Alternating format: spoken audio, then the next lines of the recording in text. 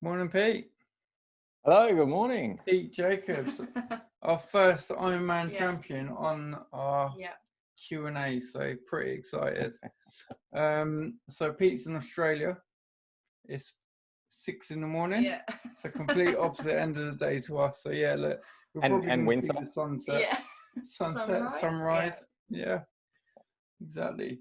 So as we said, Pete, well, I was watching the 2012 Olympics, and that was probably the first year that I got really interested in triathlon.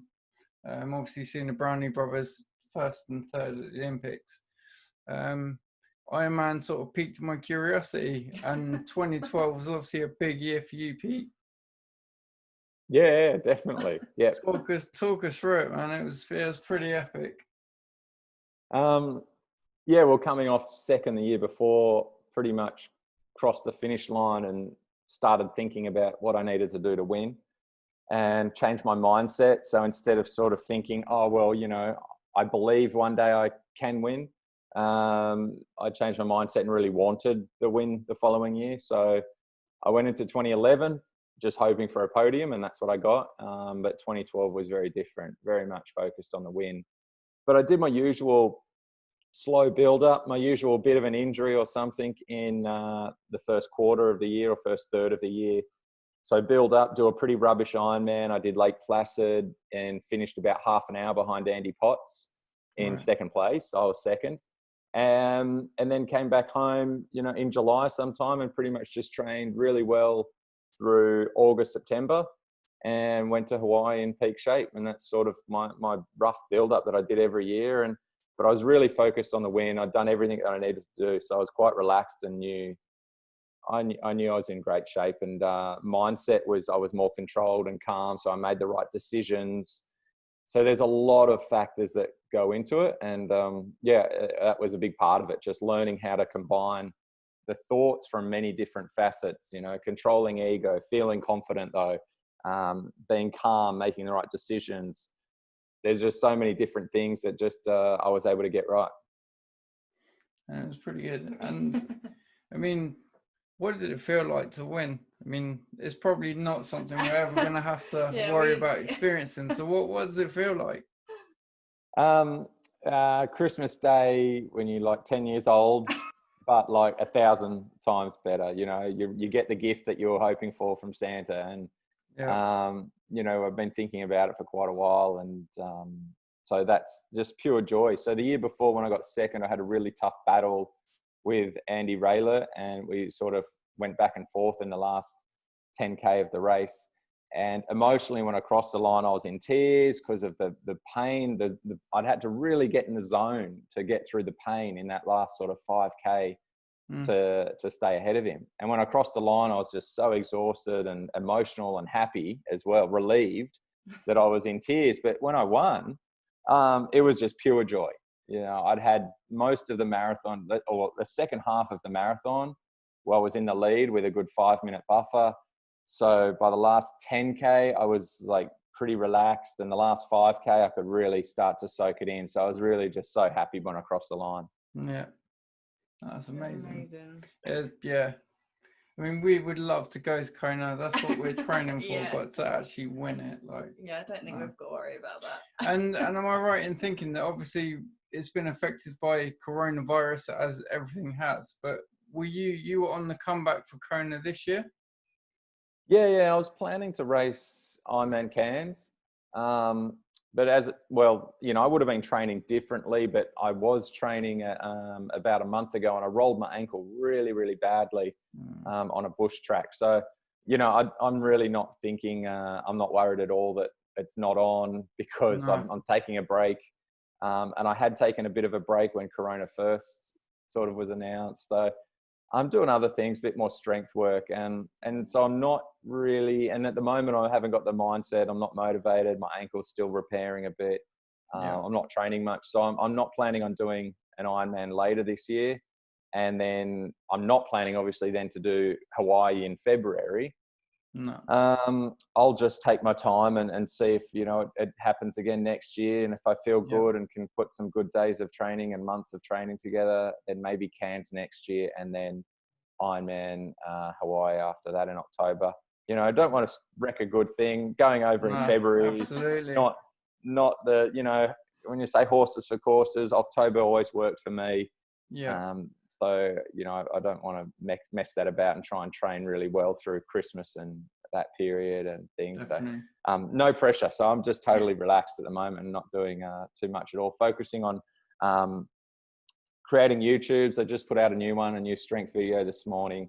So we're working on our business, our health and performance coaching business. And, you know, that just encompasses everything that got me to the top step in 2012.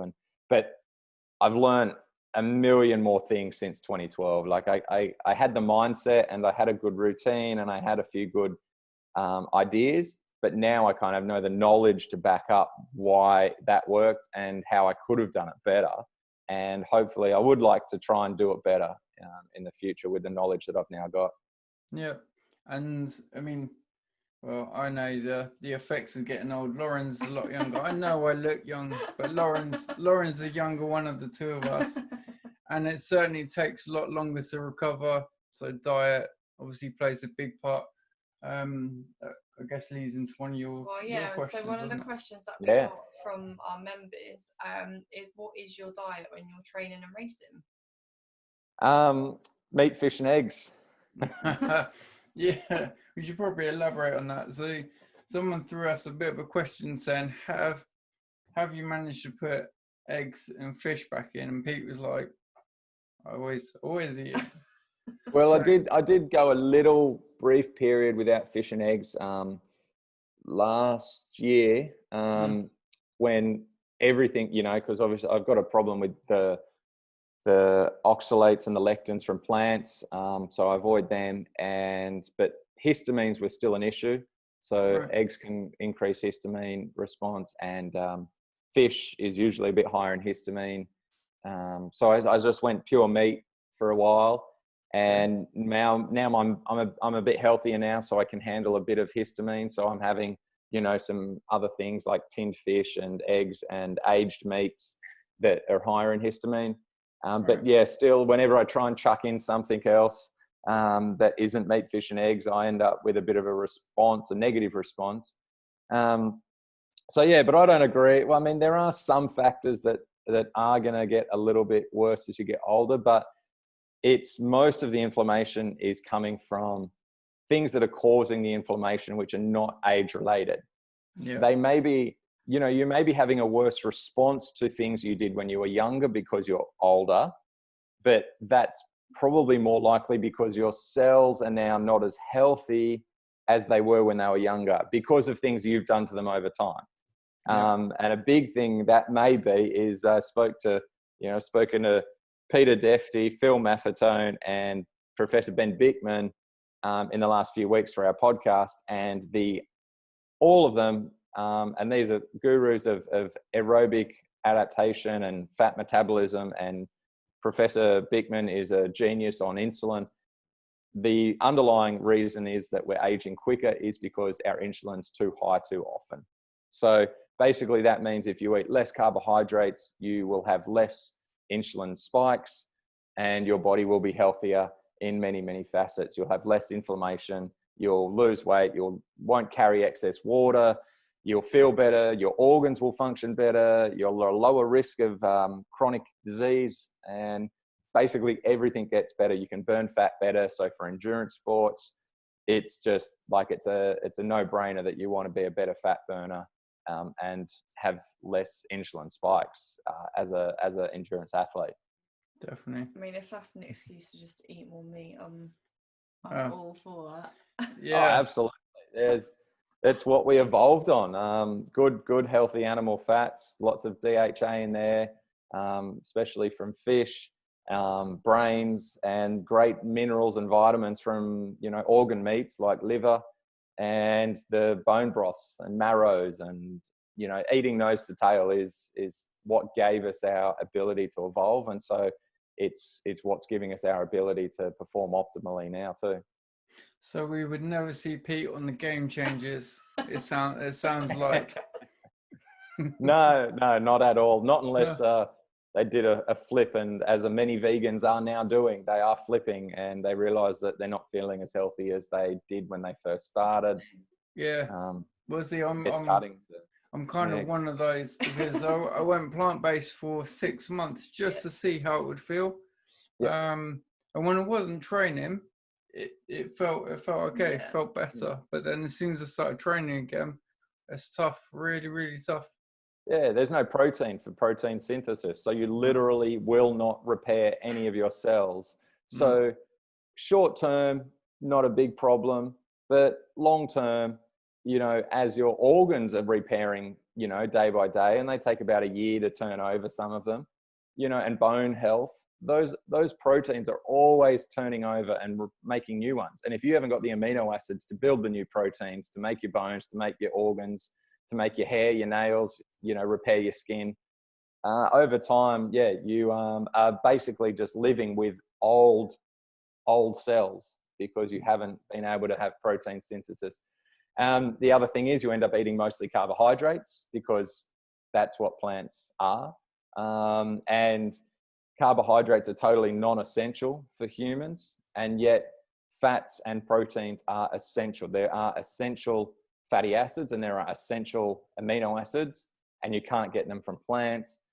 So if you go a long time without essential nutrients, then, you know, that's when you start to feel issues, and everything will slowly decline. And but like I say, over time, you feel great at first, and maybe at the same time, when a lot of people feel good early, because when you cut out certain things and think, I'm going to be healthy, and you think cutting out meat and eggs and fish is a healthy option, you end up doing other things that are healthy, like you cut back on your alcohol, your grains, your sugars, your processed foods. So you have a slightly better response, but over time, it's not always going to be good for most people. And you really just have to watch. If you're doing it, you have to really be good with supplementation of certain amino acids and certain fatty acids that, you know, you cannot produce internally. So now what's going to happen now? You're going to go back to eating meat and say, well Pete said so. If it's good enough for an Ironman world champion, like who am I to argue with that? You know? And then once you start going down that rabbit hole and start listening to podcasts about, you know, low carb and carnivore, you know, it's amazing. You're like, geez, I was eating that much of that product, of that plant, excuse me. And you'll hear all the things that it might be causing going on in the body. Definitely. No, it's interesting. It is, absolutely. It's always a fascinating chat, the sort of plant-based, meat-based, but yeah, it's no, it's good. It's good. Right. Did you have another question? Yeah. So one of our members wanted to know if you had any race day nutrition tips. And I guess we're talking long course. Yeah, stuff, long because course. The sort of sprint and Olympic, you can kind of get away without being too hot on nutrition. A lot of Ironman athletes, you know, they won't have any solids. You know, they'll go fluids, so they'll just drink all day. Maybe take energy gels. Some people, I don't know if it's just a British thing, but sausage rolls, pork pies, ham sandwich, that sort of stuff. You know, so what about you, Pete? What's your kind of race day nutrition? Basically, I would be recommending to take exogenous ketones, so ketone salts, ketone esters, either one, but making sure also you've got heaps of electrolytes. So adding in salts, maybe a little magnesium, a little potassium, and a little bit of carbohydrates as you need it. And I would be using something really simple like dextrose, and just buy plain dextrose online. You know, it's going to be the cheapest way to fuel your body. And, you know, everyone says the sport's expensive, but you can make it cheaper in ways like this. You don't need flavored, fancy marketed products. It's all sugar. So, but dextrose hasn't got fructose in it. So it's a simple sugar, and you just don't need a lot of it because it's going to go straight into your bloodstream. So you basically would just have a little bit throughout most of the race. Just you are burning fat, but you're always using a little bit of glycogen at the same time, and a little bit of glucose, because, you know, the glucose is in the blood, and the glycogen is stored in the muscles and gets used as glucose. But a little bit of glucose in the blood will help the brain a little bit. Ketones help the brain. And so basically you're covering all your sources of energy just to top them up a little bit, because most of your energy should come from the fat stored in your body. And as you get really fat adapted, the amount of energy that you can produce increases over time. So it's not sort of 1 week you're carb adapted, the next week you're at your peak fat adaptation. Yeah. This could take 6 months, 12 months, even longer. There's a lot of processes that go in the body that improve the metabolic ability for the body to take certain reactions and certain chemicals that are created in the body and turn them into energy again. It's not, you know, it's not just fat or just sugar. There's other ones as well. So a little bit of sugar to top up as that blood glucose comes down over time, and a little bit of ketones to keep the brain really sharp as well, and a little bit, and plenty, make sure you've got enough electrolytes for what you need to do. And at the end of the day, perception is everything.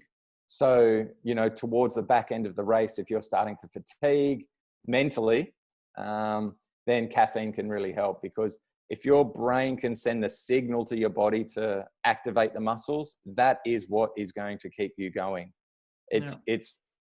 There is a limiting factor in how much fatigue you put into the muscles. So when we talk about, you know, burning matches in a race, you're really just talking about going into a more anaerobic state where you burnt more sugars, because that creates more stress in the system, in the cells, and that stress accumulates, and then it inhibits the ability to produce energy efficiently.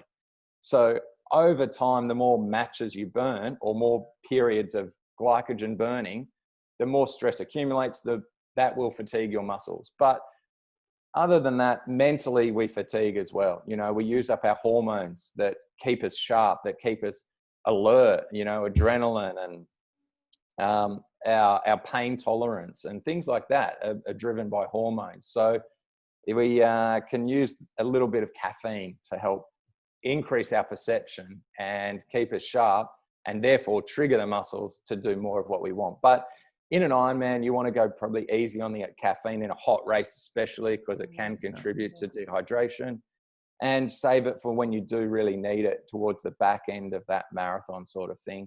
And then you can just really have tons of caffeine, and then you can push as hard as you want.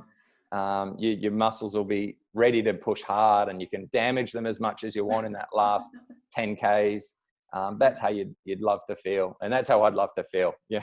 Yeah, absolutely. I think we all would, definitely. So you don't eat at any point. You just kind of keep it all fluid based. No solid foods, and most of my Ironmans as well, I never really had breakfast. I could never stomach much in the morning. I may have had like a half of an energy bar back in the day. Nowadays, I may have like a few eggs if I'm hungry. So that's what I'd recommend race morning. It's just something simple, like some eggs, some mince, like ground beef. Really? Well, straight on well, the it's meat. just Wait. well, a bit of fat. You know, if you can get some fat in your body, just to give your, you know, to get some fat, it's going to be good just for that perception of energy. You've got a bit of extra fat flowing through your body. It's just going to give a little bit of a I'm safe signaling to your body. But if you're not hungry, I don't think it's a problem to not eat either. Just go with what you think, what you feel. And if you're not hungry, but someone's told you need to cram carbohydrates down your gut in the morning, well, all you're doing is spiking insulin before the race even begins. Yeah. And starting this train of like sugar burning that you're going to go on for the rest of the race. But it's interesting because that's basically what they tell people to do. And I think this is where the issue comes from, doesn't it? You know? Yeah. The theory is that you are going to run out of glycogen by the end of the Ironman. And I would wager any money on it that all the people that cross the finish line in an Ironman have plenty of glycogen still left in their muscles. Lack of glycogen in the muscles is not the factor that is causing people to slow down. So basically it's pointless to shove in extra glycogen when you already have plenty of glycogen because you've been training less and tapering. So the glycogen levels would naturally be storing up over that previous week. You may have had carbohydrates in the week before as well, if you're still on that sort of carb thing. But then to try and top up things in the morning is pointless, because like I was saying, you're not going to run out of glycogen stored in the muscles over the course of an Ironman. It's going to be the perception of energy. It's going to be the cumulative stress in the muscles caused by oxidative stress, which is caused by sugar burning. Yeah. So you're basically going to, by having carbohydrates early in the morning and then having high insulin levels in the morning, you're producing oxidative stress and inhibiting the body to burn fat at the very start of the race. So straight away, you're going to accumulate more oxidative stress, which is going to affect your ability to keep producing energy towards the end of the race. So I can't, I'd love somebody who really, really believes this. I'd love to have a discussion about it, what their theory is, because it's just not what anybody has ever seen, that glycogen storage gets to that level of low in the muscles or the liver, that you go, oh geez, I really wish I'd had some more in the morning. Because absolutely. But it always catches me out, how heavily marketed it is. Yeah. As in, you've got to have at least 50 grams in the morning, 2 hours before, and energy gel 20 minutes before you go, and get your gels in as soon as you're up on the bike, and get your power bar down here and stuff. It's all fed through, and then people wonder why they're getting GI issues and needing toilet stops and stuff. Oh yeah, that's the other big part of the high carb issue on race day. The toilet stops and GI cramping, and your gut will shut down and not absorb water, and you'll be vomiting, and all of that just stems from trying to put in more than your body can absorb and even needs. But the caveat is you need to be fat adapted to take benefit of the abilities for the body to produce energy in a low and produce low amounts of stress from exercise. It is all about fat adaptation. Yeah, it's interesting. It's really interesting, because there's going to be some people thinking, hang on a minute, this goes against everything that everyone's saying. But the big endurance athletes, they're all fat adapted, aren't they? Well, the thing is, everyone looks at the professionals, take for example, who train 30 hours a week, maybe even more, and they're still saying, oh, but I eat carbohydrates, and everybody needs carbohydrates. The thing is, they're doing so many hours of aerobic exercise that they are still insulin sensitive. So when they eat something, it is still pretty much getting shunted into the muscles really quickly, either during exercise or even post-exercise, shunted into the muscles. So insulin levels for a lot of these guys is still relatively low. And that's not to say that it's the healthiest diet for them to have, but they are performing on that diet because they're not having that. So you take someone who's training for Ironman and having, just doing maybe one hour a day or 2 hours some days, and on the weekend maybe 4 or 5, but Monday to Friday they're sitting at a desk eating carbohydrates all day non-stop. They're just pumping out insulin to cover up that high blood sugars all day every day, and they're not getting fat adapted because they're doing too much time with this insulin at a high level, which is giving you carbohydrate intolerance. And then you go on the weekend and you're just not doing enough to counteract that diet. So there's a few factors going on that you can't look at what somebody else is doing and say, oh, well, it's working for them, so I'll do that. The easiest way is get a glucometer and test your blood glucose throughout the week after meals. And then you really see what your blood sugar is doing. And if it's going high and staying high after a meal, you're insulin resistant. And you really need to start reversing that, because insulin resistance not only is going to affect your endurance performance, but it's going to affect your risk factor. It's going to heighten your risk factors for chronic disease. Definitely. I know what my next project's going to be then. What's your next project going to get be? a glucometer. There we go. And a whole heap and a fridge full of meat. Exactly. Yeah, I've got to now tell everyone that I'm going off the plant-based kind of diet now. The secret's out. But it's interesting, you know. I like testing these things out. So when we're always learning, and if you can take what you've done, and I went without meat with feet in 2017, so I cut out red meat. Still had fish and eggs, but I was more plant-based that year. But being able to say, oh well, I've learned something new and I'm changing what I'm doing. You've just got to have the courage to do that as you learn, because, you know, if we believed everything we believed when we were younger, then, you know, well, I won't say it and spoil the kiddies' dreams, but not everything is true that we believe is true. So, you know, you've got to take it on the chin that you were wrong. And, you know, you're not a hypocrite. You're actually learning and changing your mind. That's all it is. You're changing your mind as you learn. So, because that's, you know, we find ourselves as we're training for the longer distance stuff, you know, sprint and Olympic, you can get away with all these little things, but going longer, there needs to be a clear strategy. And you know, the sugars, energy gels, you know, it just doesn't work for a lot of people. So no, it's cool. Well, the day is starting. Look, it looks so nice. A lot. Yeah, the sun's up almost a bit, and it's coming there. And so, how last question from me, Pete? How's training been? You know, obviously with the ankle and stuff, you said you're doing more strength work. I've seen you've had a few videos with your dogs in it.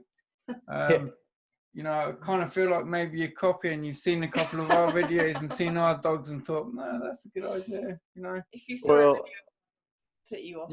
Absolutely. Working with dogs. Well, the strength work, it's amazing. The gains that I've made just from doing 10, 20-minute home workouts. You know, I've got dumbbells, a fit ball, which, you know, I don't even need them really. You get away without them. And I do just have in the garage. I've got a squat rack and a chin-up bar. So the chin-up bar, I don't do a lot of chin-ups, but I use it for a few other things like core work, lifting my legs, and just doing sort of shoulder mobility, moving the scapulars around, and that sort of thing. But super, super simple in short time frame.